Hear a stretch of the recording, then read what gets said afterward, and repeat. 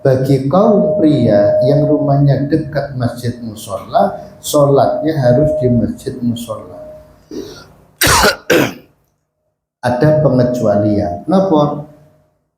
Kecuali seandainya suaminya sholat di masjid di musola, istri di rumah tidak sholat, maka suami harus sholat di rumah. Tujuannya apa? Supaya istrinya mau sholat. Tapi ketika istrinya sudah sholat, mbok ditinggal sing jalur tetap sholat, tinggal teng jalur tetap sholat. Suaminya wajib sholat di langgate, mau sholat di masjid.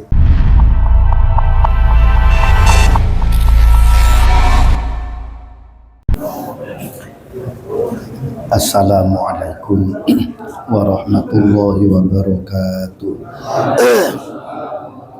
Ila hadrat Nabi Mustafa Sayyidina Muhammad sallallahu alaihi wasallam wa alihi wa ashabihi wa azwajihi wa dhurriyyatihi wa ahlihi wa auladihi al-kiram sayyidina Ali bin Abi Thalib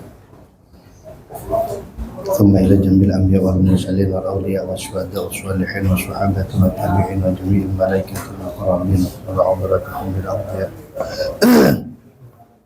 وخصوصا لحضرة الشيخ نصر بن إبراهيم السمرقندي وصل حضرة الشيخ نصر بن محمد بن إبراهيم السمرقندي وحضرة الشيخ يا جوهر جوال حضرة الشيخ يا مدى جوال حضرة الشيخ يا مسعد الجوال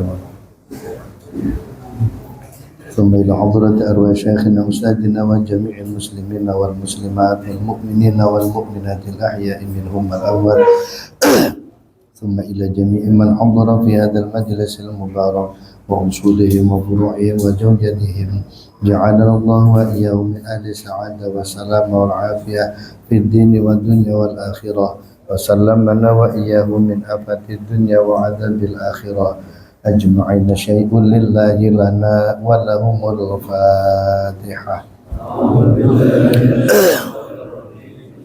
بسم الله الرحمن الرحيم. الحمد لله رب العالمين الرحمن الرحيم مالك يوم الدين إياك نعبد وإياك نستعين اهدنا الصراط المستقيم صراط الذين أنعمت عليهم غير المغضوب عليهم ولا الضالين آمين.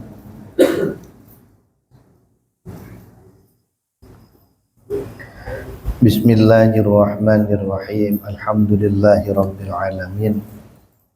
Allahumma salli wa sallim wa barik ala sayyidina Muhammadin wa ala alihi wa ashabihi ajma'in.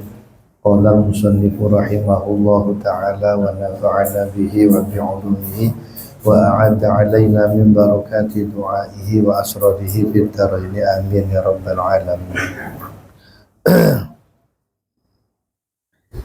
Bismillahirrahmanirrahim.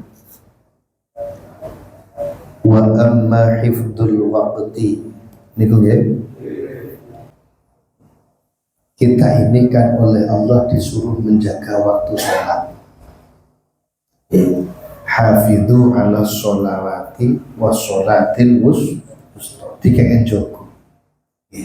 Nah, menjaga waktu sholat itu dengan tiga cara. Pertama, pandangan mata kita itu selalu memantau atau memperhatikan matahari, rembulan, dan bintang gemintang. Dengan melihat matahari, rembulan, bintang, kita ini selalu tata ahadu bihi hudrol waktu, meneliti masuknya waktu. Memang nek tiang rien, kalau orang-orang dulu kan belum ada jam, Pak. Kalaupun ada masih jarang orang punya jam. Itu cara untuk menentukan waktu sholat atau mengetahui waktu sholat itu pakai matahari dengan menggunakan bayang-bayang benda. Jadi waktu zuhur itu umpama benda ya kan dipasang, terus di timurnya bayang-bayang, nah di timurnya benda sudah ada bayang-bayang, itu berarti sudah masuk waktu zuhur. Nanti kalau bayang-bayangnya benda ini panjangnya sama dengan benda, berarti waktu zuhurnya sudah mau habis. Jadi umpama niki lek dirubune ngeten, nah kan segini. Jadi kalau panjang-panjang bayang-bayangnya panjangnya sudah segini, berarti waktu zuhurnya sudah mau habis. Kalau sudah lebih dari panjangnya benda, bayang-bayang nih lebih sedikit, berarti sudah masuk waktu asar.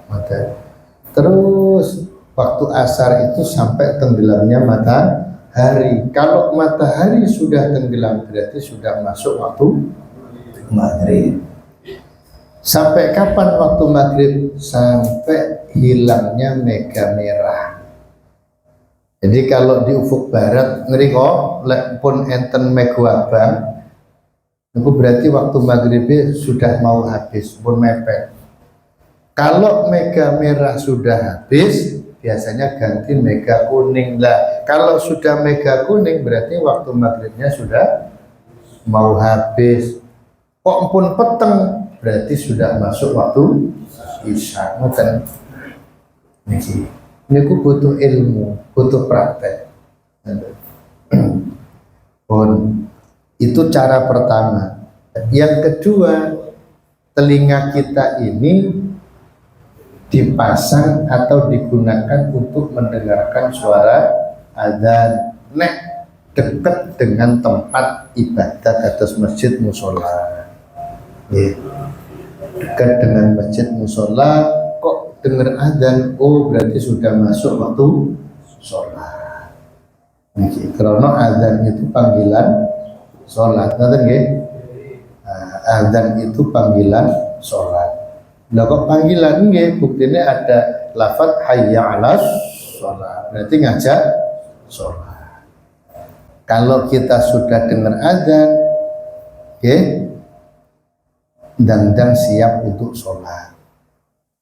Karena nek teng kitab napa Bidayah, kalau di kitab Bidayatul Hidayah, kita ini ketika mendengar azan itu harus jawab azan.